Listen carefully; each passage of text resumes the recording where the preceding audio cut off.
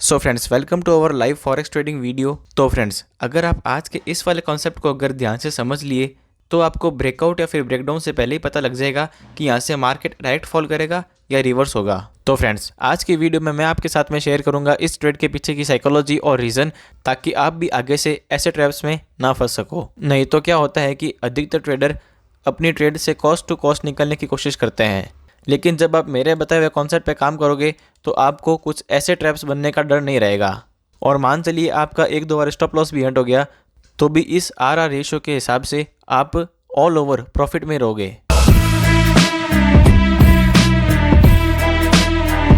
तो फ्रेंड्स, मैंने अभी अपने चार्ट के टाइम फ्रेम 15 मिनट का कर लिया है क्योंकि आपको समझने में आसानी होगी।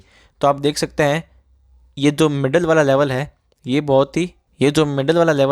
ये बहुत ही मेजर सपोर्ट है, क्योंकि यहाँ से मार्केट ने एक बार और दो बार बहुत ही अच्छा बुल रन दिया है। और जो फ्रेंड्स ये वाला सपोर्ट है, यहाँ से भी मार्केट ने बहुत अच्छा बुल रन दिया है।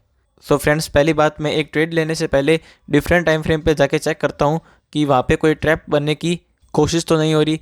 तो जब मैं 5 मिनट के टाइम फ्रेम पे गया तो मैंने यहाँ गौर किया कि पीछे से सेल ऑफ चलता आ रहा है। तो जब प्राइस मेरे ड्रॉ किए हुए सपोर्ट पर आ पहुँचा तो मैंने वेट किया वापस रिटेस्टमेंट का, और जब प्राइस वापस रिटेस्टमेंट करके उस सपोर्ट को तोड़ने लगा तो मैंने वहाँ पे एक ट्रेड ली, क्योंकि मेरी ट्रेड ट्रेंड के फेवर में थी। अगर आपकी ट्रेड ट्रेंड के फेवर में होती है तो आपको ज़्यादा डरने की ज़रूरत नहीं होती है, बिकॉज अगर आप थोड़ी बेसिक भी चार्ट ट्रेडिंग करोगे तो यहाँ पे आपको देखने को मिलेगा कि सेलर्स बायर्स को बिल्कुल भी स्ट्रॉन्ग होने का चांस नहीं दे रहे हैं। इनफैक्ट जब भी प्राइस अपने सपोर्ट एरिया पर आता है तो वहाँ से बायर्स का इंटरेस्ट कुछ ज़्यादा खास नहीं दिखता। तो थोड़ी बेसिक एनालिसिस करने के बाद, थोड़ी बेसिक चार्ट ट्रेडिंग करने के बाद मैंने इस ट्रेड को प्लान किया। तो मैं आपको दोबारा क्लियर कर दूं कि मैंने किस बेस पे इस ट्रेड को प्लान किया है। फर्स्ट, जब प्राइस मेरे ड्रॉ किए हुए सपोर्ट पर आ पहुंचा तो मैंने वेट किया वापस प्राइस को रिटेस्ट करने का, और जब प्राइस ने रिटेस्ट करके मेरे ड्रॉ किए हुए सपोर्ट को तोड़ दिया तो मैंने वहाँ पर एक ट्रेड ले ली, क्योंकि मेरी ट्रेड ट्रेंड के फेवर में थी। लेकिन सिर्फ इससे फ़र्क नहीं पड़ता कि मेरी ट्रेड ट्रेंड के फेवर में थी या अगेंस्ट में। जिस लेवल को मैंने ड्रॉ किया था वहाँ से बायर्स को भरपूर सप्लाई मिल रही थी, लेकिन जब वापस प्राइस इस सपोर्ट पे आया तो यहाँ पे कुछ भी बायर्स का आता पता नहीं है।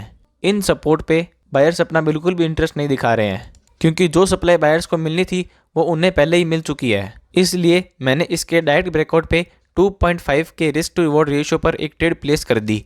तो फ्रेंड्स, मैंने ये वीडियो पहले ही रिकॉर्ड कर ली थी, लेकिन मैं इसको अपलोड करना भूल गया था।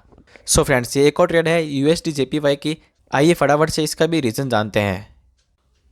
तो फ्रेंड्स, पहला पॉइंट जो मैंने अभी आपको पिछली ट्रेड में बताया था कि मेरी ट्रेड ट्रेंड के फेवर में थी, इसलिए मुझे ज़्यादा डरने की ज़रूरत नहीं थी मेरा स्टॉप लॉस हिट होने से। और मेरा सेकंड पॉइंट ऑफ व्यू ये है कि ऊपर से एक बहुत ही स्ट्रॉन्ग लेवल की ट्रेंड लाइन चलती आ रही है और मार्केट ने इस लेवल को वापस कंटिन्यू किया है। एक बार नहीं, दो बार नहीं, बल्कि 3 बार इस लेवल को वापस कंटिन्यू किया है।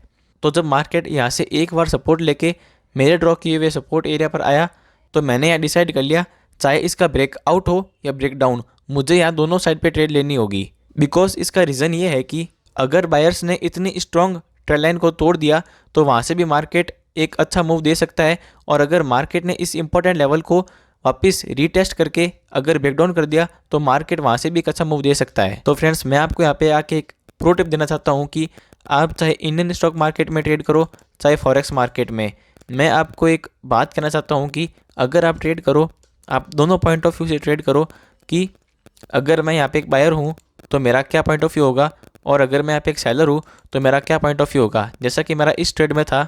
और फ्रेंड्स, इसके अलावा मैं आपको एक और चीज़ दिखाना चाहता हूँ, वो ये है कि ये सेम लेवल पर हमने एक और ट्रेंड लाइन को ड्रॉ किया है, और आप आगे देखोगे तो जब इस ट्रेंड लाइन का बायर्स ने ब्रेकआउट किया तो ब्रेकआउट होने के बाद में मार्केट में किस तरीके से बुल रन आया है। तो यही वैल्यू होती है एक इम्पॉर्टेंट लेवल की। अगर मार्केट वहाँ से ब्रेकआउट करेगा तो हमको एक अच्छा मूव देखने को मिलेगा, अगर मार्केट वहाँ से ब्रेकडाउन भी करेगा तो हमको एक अच्छा मूव देखने को मिलेगा। तो फ्रेंड्स, चलते हैं वीडियो के एंडिंग की तरफ, और ऐसे ही धमाकेदार कॉन्सेप्ट्स और स्ट्रेटेजीज के लिए make sure subscribe our channel the Tullian trades. Thank you.